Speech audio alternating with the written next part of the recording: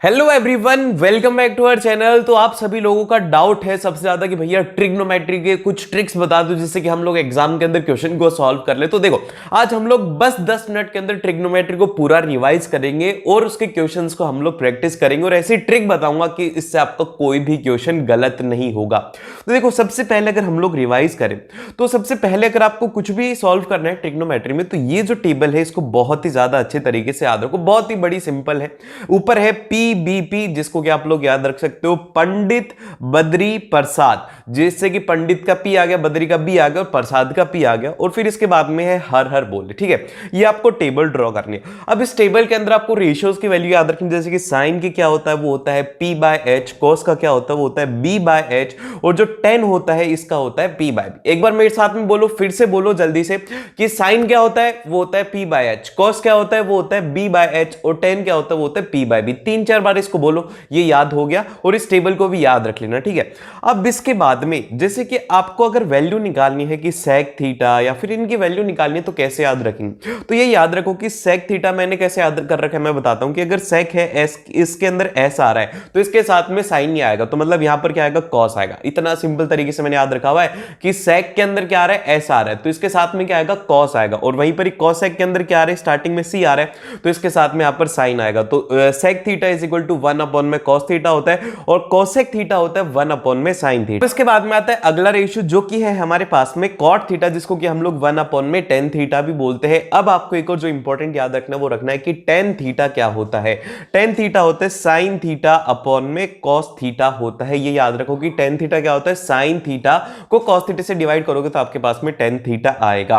और इसी के साथ में आपको एक और चीज ध्यान में रखनी है, वो याद रखनी है पाइथागोरस थ्योरम। पाइथागोरस थ्योरम क्या बोलती है कि अगर आपके पास में कैसा ये राइट एंगल ट्राइंगल है, देखो हमारा राइट एंगल ट्राइंगल कैसा है, ये राइट एंगल ट्राइंगल है और इसके अंदर ये इसकी क्या होती है, होता है परपेंडिकुलर, ये होता है इसका बेस और ये होता है हाइपोटेनियस। तो आपको ये पाइथागोरस थ्योरम को अभी याद कर लो जिसको भी याद नहीं है, कि हाइपोटेनियस का square is equal to perpendicular का स्क्वायर प्लस ऑफ बेस का स्क्वायर। क्योंकि देखो एग्जाम के अंदर ये बेसिक क्वेश्चन आएगा एमसीक्यू के अंदर कि आपको एक रेशियो दे दिया जाएगा, कह दिया जाएगा कि भैया तुम एक काम करो कि साइन थीटा की वैल्यू तुम्हें दी हुई है कि ये है 3/4, ठीक है, साइन थीटा की वैल्यू है वो है 3/4, तो तुम कैलकुलेट करो कि टेन थीटा की वैल्यू क्या होगी। तो यहां पर आपको यूज में लेनी होगी पाइथागोरस। पाइथागोरस से आप बेस की वैल्यू निकालेंगे, फिर उसके बाद में tan theta is equal to P by B करके आप इसकी वैल्यू निकाल सकते हो।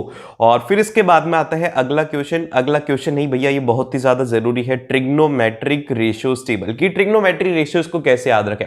अब देखो, एक वीडियो है जो कि मैंने आप लोगों के लिए बनाई थी, तो देखो एक मैंने इसके लिए एक डेडिकेटेड वीडियो बना रखी थी जो कि बहुत टाइम पहले मैंने आप लोगों के लिए अपलोड करी थी। जिसने नहीं देखी उसको अभी बता देता हूं कि आप किस तरीके से ट्रिग्नोमेट्रिक रेशियोज को अपनी अंगुलियों पर याद रख सकते हो। तो देखो करना क्या है, करना कुछ भी नहीं है, बड़ा ही सिंपल से इसका फॉर्मूला है। इसका फॉर्मूला ये है कि साइन थीटा की अगर आपको वैल्यू निकालनी है तो आप क्या कीजिए, नंबर ऑफ फिंगर को अंडर रूट में लिखिए और उसको डिवाइड बाय कर दीजिए 2 से, तो आपके पास में साइन थीटा की वैल्यू आ जाएगी। अब ये कैसे हुआ एक बार बताओ भैया। देखो ध्यान से सुनो, मेरी तरफ देखो अच्छे से।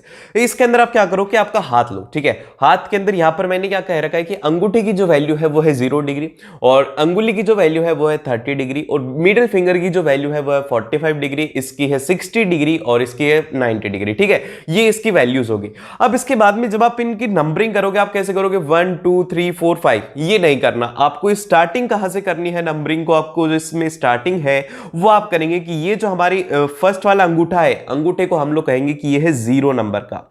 फिर इसके बाद में ये जो अंगुली है इसका नंबर है 1 और फिर इसके बाद में इसका नंबर है 2 और इसके बाद में इसका नंबर है 3 और इसके बाद में इस छोटी वाली का नंबर है 4। ठीक है, ये आपको इसकी नंबरिंग करनी। अब जो आपने नंबरिंग कर दी, अब आपको मान लो कि आपसे कह दिया जाए कि आप कैलकुलेट कीजिए कि साइन ऑफ 45 डिग्री क्या होगा, क्या होगा। तो आपसे कह दिया जाए कि आप कैलकुलेट कीजिए कि साइन ऑफ 45 डिग्री क्या होगा, साइन ऑफ 60 डिग्री क्या होगा, आप कैसे कैलकुलेट करोगे। ठीक है, तो मैंने जो समझाया वो ध्यान से देखो। इसके अंदर अंगूठा कितना है 0, ये हो गया 30 डिग्री, ये हो गया 45 डिग्री। अब हमसे 45 डिग्री में पूछा गया तो कौन से नंबर की अंगुली होगी, 0 1 और 2, तो ये होगी 2 नंबर की। तो हम लोग इसके फॉर्मूला के अकॉर्डिंग क्या लिखेंगे कि नंबर ऑफ फिंगर कौन सी है, ये है सेकंड नंबर वाली, तो सेकंड नंबर लिखा, डिवाइड बाय में यहां पर हमारा 2 है तो 2 कर दिया। तो यहां से आपके पास में वैल्यू आ जाएगी कि √2 से ये कैंसिल हो जाएगा और नीचे सिर्फ और सिर्फ √2 बचेगा, तो वैल्यू आ गई 1/√2। कितना आसान था, बहुत ही ज्यादा आसान है। एक बार फिर से करके देखो।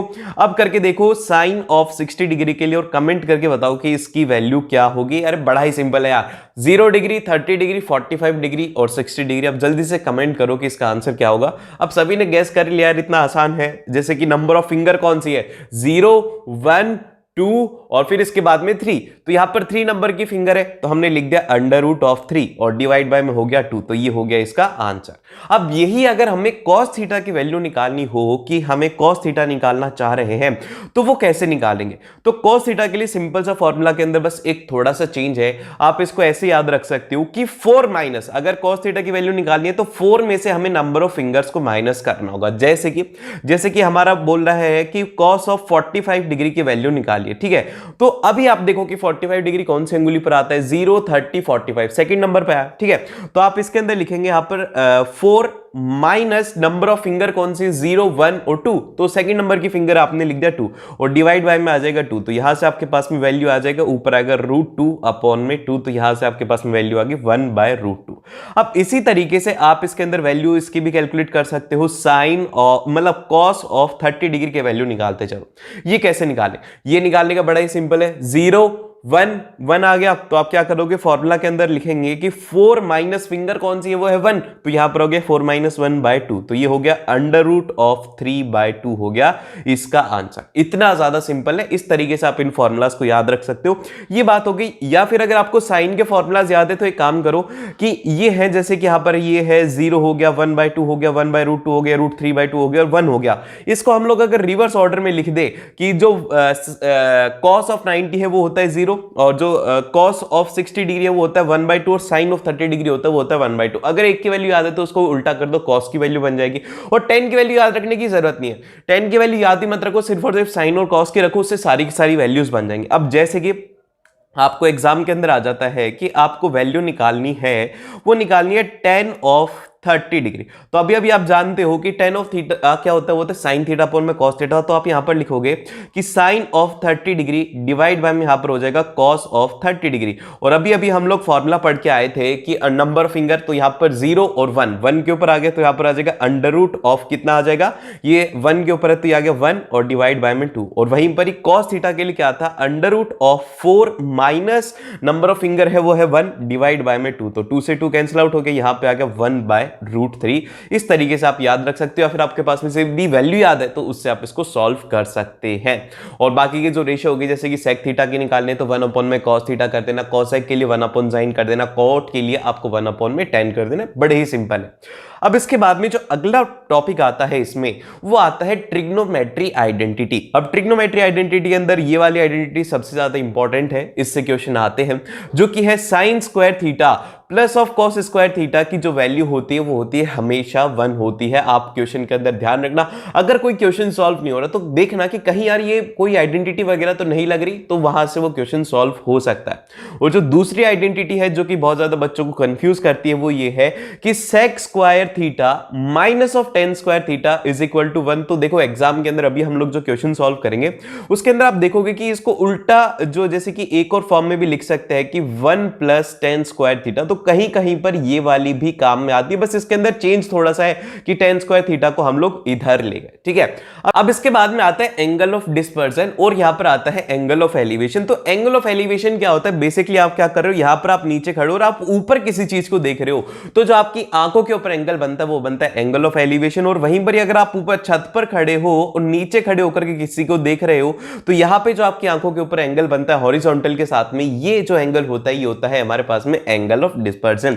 और इसी के साथ में आपको इसके अंदर सबसे ज्यादा इंपॉर्टेंट ये नहीं है, इसमें इंपॉर्टेंट ये है कि आप हाइट और बेस को कैसे लेते हैं। तो याद रखना कि जो थीटा है इसके सामने वाली जो साइड होती है वो होती है परपेंडिकुलर और इसके नीचे वाली जो साइड होती है वो होती है बेस। और इसमें आपको बस इस चैप्टर में 3 चीजें याद रखनी है, इससे आपका पूरा चैप्टर क्लियर हो जाएगा ये वाला। तो इसके अंदर tan थीटा के लिए आप लोग बोलेंगे हाइट अपॉन में बेस, जो कि परपेंडिकुलर भी होता है। इस केस के अंदर हमने अभी जो ट्रायंगल बनाया था उसके अंदर हाइट अपॉन में बेस होता है। और ये 3 वैल्यू वैल्यूज को याद रखना कि tan ऑफ 30 डिग्री क्या होता है, वो होता है 1/√3। tan ऑफ 45 डिग्री क्या होता है, वो होता है 1। अगर 45 डिग्री आ रहा है तो इसका मतलब ये है कि हाइट ऑफ बेस और जो हाइट ऑफ टावर है वो इक्वल हो जाएंगी। मतलब कि मतलब क्या बोल सकते हैं यार, बेस और जो परपेंडिकुलर है उसकी वैल्यू इक्वल हो जाती है, क्योंकि बहुत जगह पे काम आएगा। और tan ऑफ 60 डिग्री क्या होता है, वो होता है √3। इसके बाद में आता है अगला क्वेश्चन। ये देखो, ये क्वेश्चन 2015 में और 2017 में 2 बार पूछा गया और ये 4 मार्क्स का क्वेश्चन है। देखना कितना ज्यादा सिंपल है, लेकिन जब आप इसको रीड करोगे तो आपको बड़ा ही अजीब सा लगेगा और आप बोलोगे कि भैया इसको सॉल्व कैसे करेंगे। तो ध्यान से देखो, वही हमारा बेसिक कंसेप्ट से हम लोग करेंगे तो हमसे आसानी से सॉल्व होगा। तो इसके अंदर आपको कहा गया है कि इन एक्यूट एंगल ट्राइंगल जो कि है हमारा ABC, इसमें कहा गया कि sine of A plus B minus C की जो वैल्यू है वो है हाफ। तो हम लोग लिख देते हैं कि हमें गिवन ये है कि sine of A plus B minus C is equal to है हमारे पास में हाफ। और फिर इसके बाद में अगला जो है ये है, यहां पर कॉस की वैल्यू आपको गिवन है कि cos of B plus C minus of A is equal to आपके पास में गिवन है 1/√2। और आपको एंगल A, एंगल B और एंगल C की वैल्यू निकालनी, और ये आपको गिवन है। और 4 मार्क्स के अंदर ये क्वेश्चन पूछा गया था। तो हम लोग इसे कैसे सॉल्व करें, तो देखो, आपको जो इसके ऐसे क्वेश्चन आते हैं जिसके अंदर कि आपको एक साइन की वैल्यू गिवन होती है, ये tan की फॉर्म में भी आ सकता है, cot की फॉर्म में भी आ सकता है, ऐसे क्वेश्चन यूजुअली पूछे जाते हैं। तो आप इसको कैसे सॉल्व करेंगे, तो आप यहां पर ध्यान में अपने दिमाग में लाओ कि साइन ऑफ थीटा कितना होता है, जो कि हाफ होता है। तो आप बोलेंगे कि भैया हाफ करने के लिए इसको क्या करना होता है कि साइन ऑफ कितना डिग्री चाहिए आपको, वो चाहिए 30 डिग्री। तो हम लोग यहां से कह सकते हैं कि जब ये अंदर वाली वैल्यू 30 डिग्री होगी जब जाकर के ये हाफ होगा। तो हम जो हमारी इक्वेशन फर्स्ट है, इससे हम लोग ये कह सकते हैं कि जो हमारी वैल्यू है A plus B minus C जो है ये कितना है, ये है 30 डिग्री, क्योंकि हमने इसको कंपैरिजन करके निकाला। ये बन गई हमारी इक्वेशन नंबर 1। फिर इसके बाद में सेकंड में हमसे कहा गया है, ये देखो कि cos of B plus C minus A is equal to 1/√2। ये किसके बराबर होता है, cos ऑफ 45 डिग्री के बराबर। तो यहां से हम लोग कह सकते हैं कि जो B plus C minus A है, इसकी वैल्यू क्या होनी चाहिए, इसकी वैल्यू हमारे पास में होनी चाहिए 45 डिग्री। तो सेकेंड इक्वेशन को हम लोग लिखेंगे, ये लिखेंगे कि B plus C minus of A is equal to 45 degree हो गया। ये होगी आपके पास में सेकेंड इक्वेशन। अब इसकी पहली लाइन देखो, इसकी पहली लाइन में आपसे कहा गया है कि in acute angle triangle, triangle है और ट्राइंगल के अंदर हम लोग जानते हैं कि तीनों एंगल का जो सम होता है वो होता है 180 डिग्री। तो हम यहां पे एक और इक्वेशन लिख देंगे कि A plus B plus C जो है इसकी वैल्यू होती है 180 डिग्री। ये होगी तीसरी इक्वेशन। अब इन तीन इक्वेशन को सॉल्व करके हमें A B C की वैल्यू यहां पे निकालनी है। तो देखो, सबसे फर्स्ट काम हम लोग क्या करेंगे इसके अंदर, सबसे फर्स्ट हम लोग करेंगे कि जो हमारी इक्वेशन फर्स्ट है प्लस ऑफ सेकंड इक्वेशन करेंगे, तो इसको सॉल्व करने वाले हैं। तो देखो, जब आप इसको सॉल्व करोगे यहां पर हो जाएगा A plus B minus of C, और यहां पर ये आ जाएगा माइनस ऑफ, ये इधर से ये नेगेटिव वाले इसको आगे ले आया हूं, और फिर इसके बाद में प्लस ऑफ B, और यहां पे आ जाएगा plus of C is equal to 30 degree हो गया, और ये यहां पर हो गया 45 डिग्री। ठीक है, तो आपको क्या करना है, सिंपल सा इसका एडिशन करेंगे। तो जब आप इसका एडिशन करोगे तो A से कैंसिल आउट हो जाएगा, C से C कैंसिल आउट हो जाएगा, और आपके पास में बचेगा 2B इज इक्वल टू हो जाएगा 75 डिग्री, और B की वैल्यू आपके पास में आ जाएगी, वो आ जाएगी 75 डिग्री बाय 2। ठीक है, इसकी वैल्यू आ गई, B की वैल्यू क्या आ गई 75 डिग्री बाय 2। ठीक है, अब ये जो B की वैल्यू आई है, इससे हम लोग बाकी की वैल्यूज निकालने वाले हैं। तो देखो, अगली इक्वेशन के अंदर हम लोग चलेंगे, अगली दो इक्वेशन को लेकर के सॉल्व करेंगे। तो ये कौन सी इक्वेशन को लेते हैं, अब लेते हैं सेकंड और थर्ड को लेते हैं। ठीक है, सेकंड और थर्ड इक्वेशन को लेंगे। तो सेकंड इक्वेशन क्या है, वो है हमारी B plus C minus of A is equal to कितना है, वो है 45 डिग्री। और फिर इसके बाद में हमारे पास में क्या है, ये है A प्लस B और प्लस ऑफ C। तो मैं इसको थोड़ा सा अरेंज करके लिख देता हूं कि ये जो A है इसको पीछे ले जाते हैं और इसको लिख देते हैं B प्लस C, और ये यहां पर आ जाएगा plus of A is equal to 180 degree. तो सॉल्व करने के पर्पज से, ठीक है। अब आप इसके अंदर जब सॉल्व करेंगे तो A से A कैंसिल आउट हो जाएगा, और यहां पे हो जाएगा 2B plus of 2C is equal to हो जाएगा 180 प्लस ऑफ 45 कितना होता है, ये होता है 225 डिग्री। ठीक है, अब यहां पर B की वैल्यू आपके पास में है 2b हो जाएगा, वो हो जाएगा 75 डिग्री, क्योंकि वो है 75/2, तो 75 degree plus of 2c is equal to हो गया 225 डिग्री। और फिर इसके बाद में 2c इज इक्वल टू हो जाएगा 225 माइनस ऑफ यहाँ पर हो जाएगा 75, और हम लोग इसको सॉल्व करते हैं, इसमें से कितना जाएगा आपके पास में 150 बचेगा।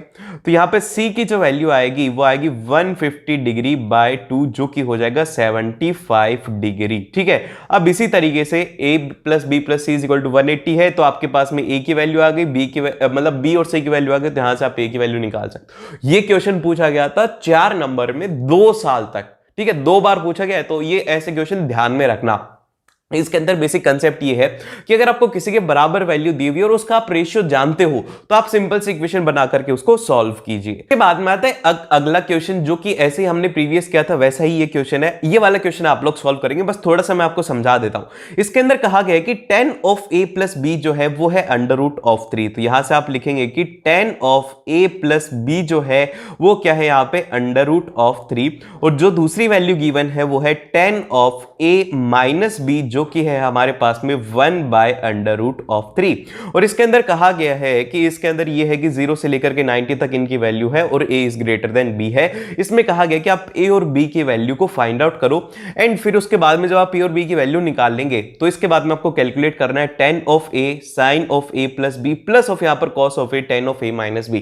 तो अभी हमने जो किया था वही हम लोग करेंगे कि भैया ये √3 तो हमारा देखा हुआ है। अब जरूरी नहीं कि हर एक वैल्यू होगी, जो वैल्यू आपको रेशियोज के अंदर याद आ रही है, जैसे कि √3 हो गया, √3 हो गया, 1 हो गया, 0 हो गया, तो उसके अंदर ये एप्लीकेबल होगा। तो अब ये √3 कहां पे आता है? √3 आपके पास में आता है जब 10 ऑफ 60 डिग्री होता है। तो आपने यहां पर लिखा, पहली इक्वेशन बन जाएगी, वो बन जाएगी a plus B is equal to हो जाएगा 60 डिग्री, और फिर इसके बाद में 1 बाय √3 है, ये क्या होता है? ये होता है 10 ऑफ 30 डिग्री। तो दूसरी इक्वेशन बन जाएंगी a minus B of 30 degree, और फिर इसको सॉल्व कर लोगे। बहुत ही ज्यादा सिंपल है, इतना सॉल्व कर दिया। अब इसके बाद में गलती मत करना, जल्दी से कमेंट करके बताओ कि a और b की वैल्यू क्या होगी और क्या इस वैल्यू को होने वाली है, मतलब 10 of a into sine of a plus b और प्लस ऑफ यहां पर cos of a 10 of a minus b की वैल्यू। जल्दी से मेरे को कमेंट करके बताओ। अब इसके बाद में आता है अगला क्वेश्चन, जो कि बड़ा ही फेमस क्वेश्चन है। ऐसे क्वेश्चन एग्जाम में यूजुअली पूछे जाते हैं। इसमें कहा गया है कि 2 ships are there in a sea on the either side of a light house in such a way that the ship and the light house are in the same straight line.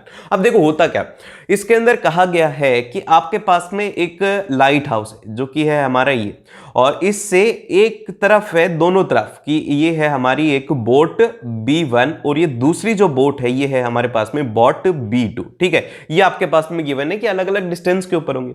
अब इसके अंदर कहा गया कि the angle of depression of the 2 ships are observe from the top of the light tower आर 60 degree and 45 degree. कि यहां पर ये जो एंगल ऑफ डिप्रेशन दिया हुआ है, ठीक है, आप इसको पहले ऐसे ज्वाइन कर लो, तो यहां पर दिया हुआ है आपको एंगल ऑफ डिप्रेशन। तो अब ये बताओ कि इसमें से कौन से वाला ज्यादा होगा और कौन से वाला कम होगा।